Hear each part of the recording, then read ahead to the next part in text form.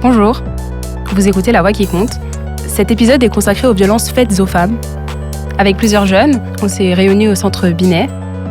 On est parti dans le 18e en se posant cette question, qu'est-ce qui pourrait diminuer les violences faites aux femmes ? On est parti dans le 18e avec notre micro et notre enregistreur afin de poser cette question aux gens. La première question était donc, d'après vous, qu'est-ce qui pourrait diminuer les violences faites aux femmes ? La discussion, la médiation, l'éducation. Déjà, ce serait de la prévention, que les femmes puissent avoir un soutien quand elles sont sujettes à des violences. Parce que souvent, ce qu'on remarque, c'est que les femmes qui sont sujettes à des violences, elles se retrouvent souvent très isolées ou ont même peur de faire des démarches pour qu'elles soient aidées. Si jamais il y a une plainte ou quoi, un accompagnement de ces femmes, un suivi. Parce que souvent, il y a des récidives. On a remarqué ça plusieurs fois dans notre voisinage, qu'une personne qui avait été violentée par son mari ou son conjoint se retrouvait souvent à porter plainte et à se retrouver ensuite subir encore des violences par la même personne suite à cette plainte-là. Et la personne se retrouvait démunie parce qu'une fois qu'on a porté plainte et qu'il n'y a rien, il n'y a pas de suivi derrière, et à force des choses, la personne ne porte plus plainte. Et donc, surtout pour les aider sur le long terme, je veux dire, pas sur un court terme ou quelque chose qui finirait par ne pas aboutir. En mettant en place des systèmes d'alerte, je sais pas, de voisinage, ce genre de trucs. Bon, après, on est dans une grande ville, donc je sais pas trop si c'est faisable, mais voilà. Et en mettant en place, mais je crois que c'est déjà le cas, des avocats gratuits, disponibles. Enfin, il y a des associations maintenant avec des numéros, les faire connaître, ce genre de choses. L'éducation chez les enfants, en majorité, ouais. L'éducation émotionnelle, l'éducation, un nouveau système éducatif sur comment est-ce qu'on gère ses émotions, ses pulsions, comment est-ce qu'on doit se comporter ou pas, le non, le consentement, enfin tout ça, c'est des choses qu'on peut, à mon avis, expliquer de façon différente avec des supports différents à chaque étape de l'enfance et de l'adolescence. Et ce sera déjà une bonne marge, à mon avis. Ça, c'est un bon axe, à mon avis. Je pense que parfois, nous avons besoin de protection, et cela par rapport aux membres de notre propre famille. Il faut que chacun en éduque mieux les membres de notre famille, comme les garçons, pour protéger les filles et les éduquer de manière équitable. Alors que le fait que, parce que j'ai l'impression que la plupart des violences faites aux femmes, c'est plutôt intrafamilial.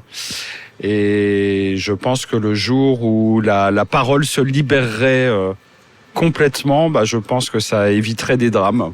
Expliquer aux hommes, c'est faire des cours aux hommes comprendre les enjeux qu'il peut avoir envers une femme, les risques moraux, physiques qu'ils peuvent apporter, parce que des fois ils se rendent pas compte. Donc c'est plus ça. Et après pour les femmes, faut se dire si c'est compliqué. Si on le dit pas, d'autres personnes peuvent avoir honte et ça fait que ça augmente au fil du temps, quoi.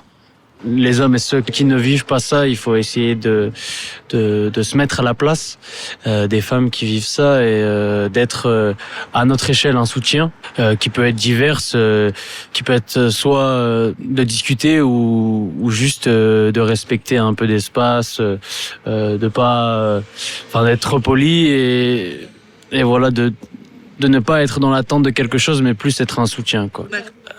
Si on fait plus de prévention dans les écoles, plus de compréhension pour les jeunes, et ça pourrait déjà être une bonne étape. Je pense que d'abord, toutes les personnes qui sont jugées coupables de ces choses-là, elles passent un séjour en prison, et qu'après on les suive vraiment de près psychologiquement et mentalement, et ainsi qu'on puisse voir en fait où ça avance. Est-ce que c'est un problème mental ou est-ce que c'est juste parce que la personne elle aime frapper les gens en fait? Je pense que c'est très lié à l'éducation et que c'est un problème en amont, et malheureusement on arrive dans des situations où les violences arrivent parce que l'éducation n'a pas été faite. Pour moi c'est un peu ça, c'est sur cette question d'égalité, à la fois transmettre des valeurs aux hommes comme quoi ils sont plus forts que les femmes, et aux femmes des valeurs comme quoi elles sont moins fortes, soi-disant, comme quoi la violence des hommes peut s'exercer sur les femmes, ce qui est faux. J'ai l'impression que c'est très social. J'aurais dit la justice. quand une femme porte plainte, etc., réagir vite et pas réagir quand la femme est morte ou autre chose. Parce que généralement, ils réagissent que quand il y a un gros souci ou quand la personne n'est plus en vie. Et on s'aperçoit après que la personne avait déposé 10-15 plaintes auparavant. Donc je redis la justice, mais ici la justice elle réagit pas vite. Enfin, je sais pas qui peut aider les femmes. Donc tu vas aller dans un bureau de poste, tu vas leur montrer tes blessures, ils vont te dire, ils vont te donner juste une injonction d'éloignement. Puis la personne elle va revenir et puis encore et après vous allez vous apercevoir qu'elle a déposé 16 plaintes et que personne n'a réagi vite quoi. Déjà dire qu'il faut les diminuer, il faudrait juste que ça cesse de manière générale. En fait c'est compliqué parce qu'on parle de quelque chose de systémique. Genre c'est dû au patriarcat, c'est un système, c'est pas juste des faits un peu isolés. Donc, à moins qu'on change vraiment ce système-là, mais dans ce cas-là, j'ai pas vraiment les réponses, ça sera jamais vraiment, quoi. Il faudrait écouter ce que disent les associations pour que vraiment on renverse ça. Et ça serait un processus assez long, parce que c'est un changement d'éducation, changement de manière de voir le monde, que ce soit pour les hommes et pour les femmes. C'est un long travail d'éducation, de représentation. En fait, c'est quelque chose de tellement inscrit depuis toujours, le patriarcat, que trouver une solution rapide et concrète comme ça, en plus je suis pas un spécialiste du sujet. Je pense que les hommes en passent tous. Certains ont de la violence en eux. Ça peut être suite à des traumatismes durant l'enfance qui n'ont pas été forcément soignés. Je pense qu'il faut détecter ça au plus tôt, durant l'enfance, qu'ils en parlent de leur traumatisme, parce que non, ils n'aiment pas les femmes. Ils ont un dégoût de la femme et du coup ils se retrouvent à taper leur conjointe. Sinon pour l'arrêt des couches, je pense pas qu'il y ait forcément une solution. Parce que je pense pas qu'on tape quelqu'un par envie. Déjà je pense qu'il devrait y avoir plus de sanctions. Mettre en place des choses pour éviter ce genre de choses. Je pense que c'est ça qui amène à ce que les choses elles recommencent. C'est parce qu'il n'y a pas réellement de sanctions qui sont faites aux personnes. On a beaucoup tendance à remettre les choses sur la femme aussi. C'est pas que l'homme, on banalise un petit peu trop ce genre de choses. Je sais pas, faudrait peut-être se mobiliser plus. Comment pensez-vous que la société peut mieux sensibiliser sur les violences faites aux femmes ? Avec dès le plus jeune âge des agoras, des discussions dans la récréation et ou en classe autour de la citoyenneté, du vivre ensemble, de être ensemble, comment on fait société et qui amène à comment on cohabite avec l'autre, les autres. Je dirais déjà qu'il faudrait aller à la rencontre de ces femmes-là, des campagnes. Les campagnes soit à la télé, soit à la radio, et surtout de créer des structures beaucoup plus visibles où les femmes pourraient se retrouver, ou pousser la porte et se trouver aidées. Comme pour les homosexuels, les refuges, etc. Il y aurait besoin de ça. Déjà se dire que toute personne donc qui brutalise les femmes, qu'elle n'oublie pas qu'elle-même, si elle a eu la vie, c'est grâce à une femme. Donc peut-être reconsidérer aussi ce que c'est qu'une femme pour la personne. Et peut-être aussi, trop souvent, je pense que dans l'éducation des enfants, on distingue trop les rôles des garçons et le rôle des filles, alors que c'est des barrières complètement archaïques et ridicules. Je pense que l'art peut avoir un rôle à jouer. Je pense que l'art, c'est le premier pas vers de nouvelles compréhensions de problèmes sociétaux. Et donc, une chose simple, par exemple, en éducation, on pourrait... je pense à des films, des dessins animés, parce que je trouve que sinon ça peut être trop violent si on adapte de vraies situations à des enfants qui peuvent aussi eux avoir des problèmes. Si on leur rajoute ce poids en plus, ça peut être assez compliqué, mais si on amène ça de façon plus intuitif, plus simple, plus compréhensif, sans être trop violent, ça peut permettre de faire avancer les choses. Donc voilà, je pense que l'art, ça peut pas mal aider. J'ai l'impression que c'est quand même des sujets où c'est encore vécu comme une honte, comme un problème, et que les femmes le prennent souvent sur elles alors qu'elles en sont victimes. Que peut-on mettre en place pour encourager les victimes à parler et demander de l'aide ?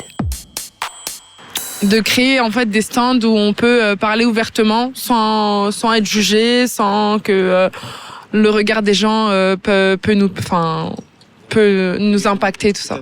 Déjà, je pense qu'il faudrait leur donner une grande sécurité par rapport à leur agresseur. Parce que voilà, je pense que 6 mois en prison ou 1 an, c'est pas assez pour quelqu'un comme ça. Donc on sait très bien qu'il va sortir et qu'il va recommencer.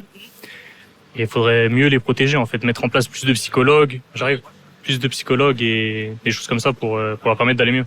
Je pense que c'est une libération de la parole qui fait du bien. Enfin, je pense à MeToo notamment qui a fait beaucoup de bien par rapport à cette libération de la parole. Et j'aurais tendance à dire que c'est aussi une manière de s'exprimer et d'arriver à il y a le procès Pellico en ce moment quand même, et de retourner la faute là où elle est, c'est-à-dire chez les agresseurs et non pas chez les victimes. J'ai l'impression que c'est plutôt des événements ou des procès qui fassent un peu date, comme celui-là qui est en cours, qui ferait du bien et qui inviterait les gens à plus prendre la parole, quoi. Un meilleur système judiciaire. Ouais. Parce que là, pour l'instant, parler, c'est pas forcément, ça sert pas forcément. Il y a beaucoup de femmes qui parlent. Il y a de plus en plus, on les écoute et on prend en considération depuis le hashtag MeToo. Mais il y a quand même énormément de plaintes qui sont pas faites, et celles qui sont faites qui sont sans suite parce qu'il n'y a pas assez de preuves. Et donc changer un tout petit peu au niveau de la loi, de la Constitution, la définition même du viol et enfin voilà, mettre le consentement un peu en priorité, et enfin voilà. Peut-être les associations, j'aurais dit. Enfin, les associations faites pour les femmes. Bon, je pense qu'il y en a. Enfin, il y en a beaucoup d'ailleurs, qui pourraient les pousser à en parler. Parce que, après, je sais que c'est pas évident. Hein, parce que peut-être que l'homme avec qui tu es ou la personne qui te fait violence, elle exerce une pression sur toi. Donc, ça veut dire que c'est très dur d'en parler. Donc après, si elle a la possibilité de parler avec des femmes qui ont eux-mêmes leur expérience, enfin l'aider à s'exprimer à ce sujet. Déjà, faudrait que les plaintes soient prises plus au sérieux. Quand on voit que les plaintes pour viol aboutissent quasiment jamais à rien, il y a un gros problème de justice à ce niveau-là. Donc il faudrait plus investir là-dedans et plus former peut-être aussi les policiers, etc., pour que ça soit vraiment pris en compte. Et pour qu'on libère un peu leur parole, il faudrait peut-être qu'aussi des personnalités publiques aident à pousser pour mettre en confiance. Et que on sait qu'en plus aujourd'hui, quand une femme prend la parole ou accuse quelqu'un ou quoi, elle peut se faire insulter, elle peut se faire traiter de menteuse ou quoi. Donc c'est aussi compliqué, les réseaux sociaux et tout. Donc il faudrait peut-être plus encadrer ça. On prenne déjà leurs plaintes et qu'elles se sentent en sécurité. Bon, je sais pas si on prend les plaintes, ça dépend. Enfin, j'ai entendu des histoires comme quoi il y en a qui rentraient chez elles et après qu'elles se faisaient tuer à la suite de la plainte pas prise. Donc je me dis, si elles se sentaient en sécurité, peut-être qu'elles iraient jusqu'au bout. Je pense qu'il faudrait qu'elles soient beaucoup. Il faut qu'il y en ait qui aient le courage d'en parler. Comme ça, peut-être que les autres, elles le feront aussi. Créer des associations ou comme maintenant, on vit dans un monde qui se modernise, on va dire. Créer des plateformes sur Internet ou créer des dispositifs où on pourrait parler anonymement. Faudrait plus amener le sujet sur la table parce que c'est pas quelque chose, par exemple, on va pas directement penser à aller en parler parce qu'on n'a pas de solution face à nous là tout de suite. Faudrait, je sais pas, peut-être mettre en avant un numéro, mais quelque chose qui ferait qu'elles y penseraient là tout de suite maintenant. Rejoindre des collectifs, c'est d'en parler aussi, parce que des fois, c'est pas facile de parler de ces violences conjugales qu'on peut avoir ou autres. C'est justement de faire l'effort de casser cette barrière de oui, je veux en parler, et à qui surtout, ça dépend. Il faut surtout que ce soit des proches en qui on a confiance, par exemple. Et d'en parler un maximum, c'est de casser cette barrière. 4e question. Quelle action ou comportement individuel pourrait aider à diminuer ces violences ? Être peut-être mieux formé aux signaux faibles, parce que c'est ça, malheureusement, très souvent, ce sont des personnes, sauf si on les voit avec vraiment un œil au beurre noir ou vraiment abîmés, mais après, il y a plein de signaux faibles. Je pense plutôt, par exemple, à la maltraitance psychologique. Et peut-être que si on était mieux formé, peut-être qu'on serait plus attentif à ces signaux. Et de rien laisser passer, d'être attentif à chaque détail du langage et ou des gestes, que ce soit dans la vie, dans le cadre du travail, de la vie intime, amoureuse, familiale, nos proches et surtout ceux qu'on aime qui parfois, à leur insu ou avec un héritage très patriarcal, reproduisent inconsciemment des violences. les gens qui sont à l'écoute dans la rue, enfin voilà, parce que en fait les violences sexistes et sexuelles c'est pas uniquement le mec arabe ou noir ou minorité stigmatisée, c'est parfois, enfin et souvent même l'homme de famille, le blanc, et souvent c'est majoritairement des personnes dans la famille proche, donc sensibiliser individuellement, encourager les gens à se parler, enfin comme vous êtes en train de le faire, je sais pas. Déjà, que chaque personne respecte l'autre. Je pense que s'il y a du respect, on n'aimerait pas, qu'on fasse par exemple une violence à sa sœur ou à sa mère. Donc on ferait pas ça à l'autre. On faut se mettre à la place de chacun. Et après, faut faire attention aux autres, quoi. Je pense qu'on pourrait réduire déjà le fait de le banaliser des fois. Le fait que je sais que dans certains groupes d'hommes, s'il y a une banalisation de tout ça, il y en a qui rigolent dessus et qui trouvent ça légitime. C'est une sorte de défense et c'est horrible, mais je pense que ça serait ça, le fait de communiquer et de dire quand il y a quelque chose qui est dit et qui est déplacé dans tout ce qui est discrimination en général, de le dire non, là tu dérapes. Il y a d'autres moyens de se faire entendre, il y a d'autres moyens de se défendre, de s'affirmer que de passer par la violence. Je pense que la personne qui agresse, elle aussi a besoin de soutien parce qu'on n'arrive pas comme ça, quoi. Il doit y avoir un truc à changer pour aller mieux, quoi. Mais je ne fais pas j'ai pas envie de faire une catégorisation de la violence ou quoi que ce soit. Juste, chacun a le droit et doit être aidé en fonction de ses problèmes. Pour se réfléchir à soi-même, comment réagir en fait. Voilà, si quelqu'un s'il connaît par exemple une amie qui est victime de ça, comment réagir, etc. Et je pense que chaque personne devrait faire un travail sur soi-même en fait pour se dire voilà, si un jour ça arrive, comment je devrais me comporter. Dans la rue, je pense qu'il y a une question de regard que les hommes portent sur les femmes. C'est à vous, les jeunes de maintenant, de faire en sorte que le monde change. Parce que nous, on peut pas changer le monde qui est passé. Nous, on a subi, on a vécu. Après, c'est maintenant, t'es en train d'écouter, c'est bien. C'est vous, la jeunesse de maintenant, qui doit faire quelque chose. Et la question qui a été bonus, si vous pourriez dire quelque chose à ces femmes qui vivent ces situations difficiles, qu'est-ce que ça serait ? Comme pour toute victime, comme pour toutes les victimes, c'est-à-dire la peur doit changer de camp. Qu'être victime, c'est pas être déconsidéré. Être une victime, c'est juste inacceptable. Alors, force à elle de s'en sortir et d'avoir ce qu'on aspire tous, une vie normale et heureuse.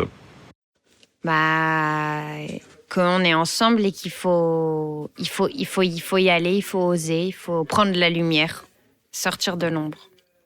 Qu'il faut en parler. Le plus important, c'est de parler, de pas rester muette face aux violences qu'elles soient verbales ou qu'elles soient physiques, de parler, de chercher la personne qui pourra vous écouter et vous aider. Donc si j'avais un mot, c'est de savoir j'espère qu'elles peuvent savoir qu'elles ne sont pas toutes seules, que on devrait tous être ensemble, même les personnes qui ne sont pas concernées directement, et avancer avec beaucoup d'amour.